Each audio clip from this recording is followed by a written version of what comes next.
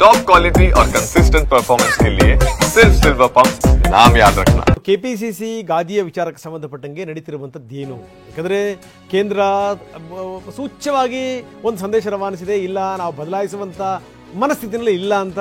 ಆದರೂ ಕೂಡ ಕೆಲ ನಾಯಕರು ಕೆಪಿಸಿಸಿ ಅಧ್ಯಕ್ಷರ ಬದಲಾವಣೆಗೆ ಪಟ್ಟು ಹಿಡಿದಿದ್ದಾರೆ. ಇವತ್ತು ಮತ್ತಷ್ಟು ಸಚಿವರು ದೆಹಲಿಗೆ ಹೋಗ್ತಾರಂತೆ, ಮಾತುಕತೆ ಮಾಡ್ತಾರಂತೆ. 5ಕ್ಕೂ ಹೆಚ್ಚು ಸಚಿವರು ಈಗಾಗಲೇ ಪ್ರಿಪೇರ್ ಆಗಿದ್ದಾರಂತೆ ಹೋಗಿ ಮಾತಾಡಬೇಕು ಅಂತ. ಇನ್ನು ಸಿಎಂ ಸಿದ್ದರಾಮಯ್ಯನವರ ಪರವಾಗಿರುವಂಥ ಸಚಿವರು ತಂತ್ರಗಾರಿಕೆಯನ್ನು ಹೆಣಿತಾ ಇದ್ದಾರೆ.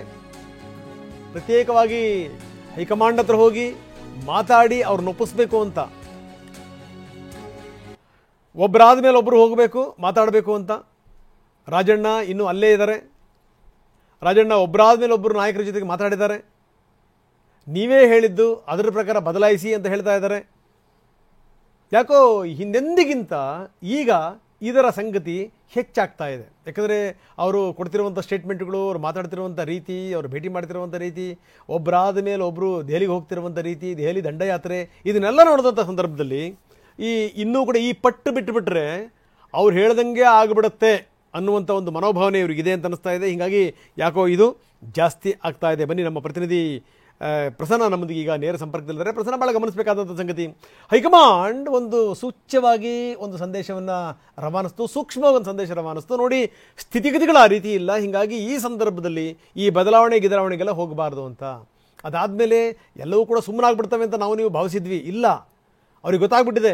ಅವ್ರು ಹೇಳಿದ್ದಕ್ಕೆಲ್ಲ ಸುಮ್ಮನಾಗ್ಬಿಟ್ರೆ ನಾಳೆ ಬೇರೆ ರೀತಿಯ ಸಂದೇಶ ಹೋಗುತ್ತೆ, ನಾವು ಇನ್ನು ಮಾಡೋದನ್ನೂ ಮಾಡೋಕ್ಕಾಗಲ್ಲ. ಹಾಗಾಗಿ ಏನು ಅಂತಂದರೆ ಇದಕ್ಕೆ ಸಂಬಂಧಪಟ್ಟಂಗೆ ಮಾತಾಡಲೇಬೇಕು ಅಂತ. ಇದಾದ ಮೇಲೂ ಕೂಡ ಚಟುವಟಿಕೆಗಳು ಗರಿಗೆದರಿವೆ. ಒಬ್ಬರಾದ ಮೇಲೆ ಒಬ್ಬರು ನಾಯಕರು ದೆಹಲಿಗೆ ಹೋಗ್ತಾ ಇದ್ದಾರೆ, ದೆಹಲಿ ನಾಯಕರನ್ನ ಭೇಟಿ ಮಾಡ್ತಾ ಇದ್ದಾರೆ, ಚರ್ಚೆ ಮಾಡ್ತಾ ಇದ್ದಾರೆ. ಇದೆಲ್ಲದೂ ಕೂಡ ಸಾಗ್ತಾ ಇದೆ, ನೋಡ್ತಾ ಇದ್ದೀವಿ. ಯಾವತ್ತಿಗೆ ಇದು ಕೊನೆಯಾಗುತ್ತೆ? ಯಾಕೆ ಹೈಕಮಾಂಡ್ ಇವರೆಲ್ಲರನ್ನೂ ಕೂಡಿಸ್ಕೊಂಡು ಸ್ಪಷ್ಟವಾಗಿ ಒಂದು ಸಂದೇಶ ರವಾನೆ ಮಾಡ್ತಿಲ್ಲ? AICC ಅಧ್ಯಕ್ಷರು ಖರ್ಗೆ ಅವರೇ ಇದ್ದಾರೆ. ಖರ್ಗೆ ಅವರ ಮಾತು ನಡೆಯುತ್ತೆ. ಕರ್ನಾಟಕದವರು, ಕರ್ನಾಟಕ ರಾಜಕಾರಣದ ಆಳ ಆಗಲನ್ನು ಕಂಡಿರುವಂಥವ್ರು. ಹೀಗಾಗಿ ಅವರು ಈಗ ದೇಶದ ಮಟ್ಟದಲ್ಲಿ ಕಾಂಗ್ರೆಸ್ಸಿನ ನಾಯಕರಾಗಿರುವಂಥವ್ರು. ಯಾಕೆ ಇದೆಲ್ಲದನ್ನೂ ಕೂಡ ಎಂಟರ್ಟೈನ್ ಮಾಡ್ತಾ ಇದ್ದಾರೆ ನಾಯಕರುಗಳು? ಯಾಕೆ ಅವರಿಗೆ ಸರಿಯಾದಂಥ ರೀತಿಯಲ್ಲಿ ಸಮಜಾಯಿಷಿ ಕೊಡಲಿಕ್ಕೆ, ಒಂದು ಸಂದೇಶ ಕೊಡೋಕ್ಕೆ ಆಗ್ತಾ ಇಲ್ಲ? ಏನು ನಡೀತಾ ಇದೆ?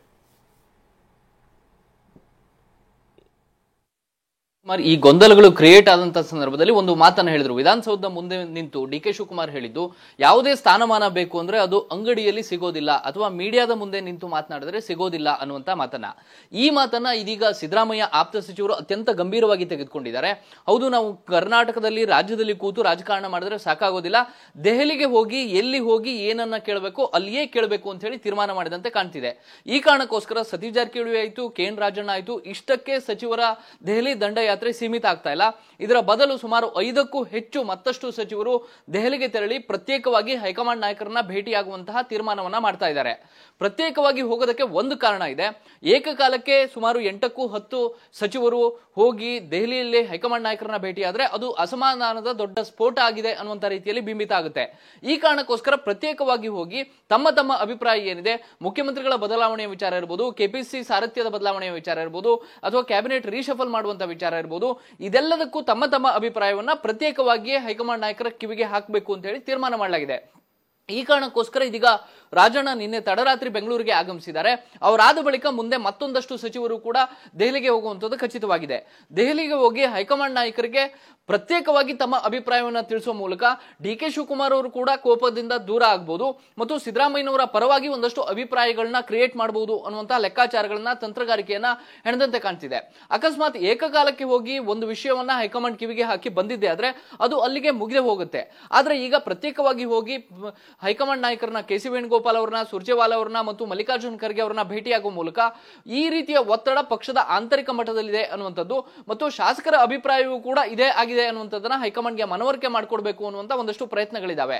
ಇಲ್ಲಿ ಮಲ್ಲಿಕಾರ್ಜುನ್ ಖರ್ಗೆ ಅವರು ಯಾಕೆ ಇದೆಲ್ಲದಕ್ಕೂ ಕೂಡ ಬ್ರೇಕ್ ಹಾಕುವ ಪ್ರಯತ್ನವನ್ನ ಮಾಡ್ತಿಲ್ಲ ಅನ್ನುವಂಥದ್ದು. DK ಶಿವಕುಮಾರ್ ಅವರ ಹಠ ಜೋರಾಗ್ತಾ ಇದೆಯಾ ಅಥವಾ ಸಿದ್ದರಾಮಯ್ಯನವರ ಪಟ್ಟು ಜೋರಾಗ್ತಿದ್ಯಾ? ಇದರ ಆಧಾರದ ಮೇಲೆ ಮಲ್ಲಿಕಾರ್ಜುನ್ ಖರ್ಗೆ ಅವರು ತಾಳೆ ಹಾಕಿ ಲೆಕ್ಕಾಚಾರಗಳನ್ನ ಹಾಕಿ ಸುಮ್ಮನೆ ಉಳಿತಿದಾರಾ ಅನ್ನುವಂತ ಒಂದಷ್ಟು ಪ್ರಶ್ನೆಗಳಂತೂ ಸಹಜವಾಗಿ ಮೂಡ್ತಾ ಇದ್ದಾವೆ. ರಂಗನಾಥ್, ಓಕೆ, ಧನ್ಯವಾದ ತಮ್ಮೆಲ್ಲ ಮಾಹಿತಿಗೆ.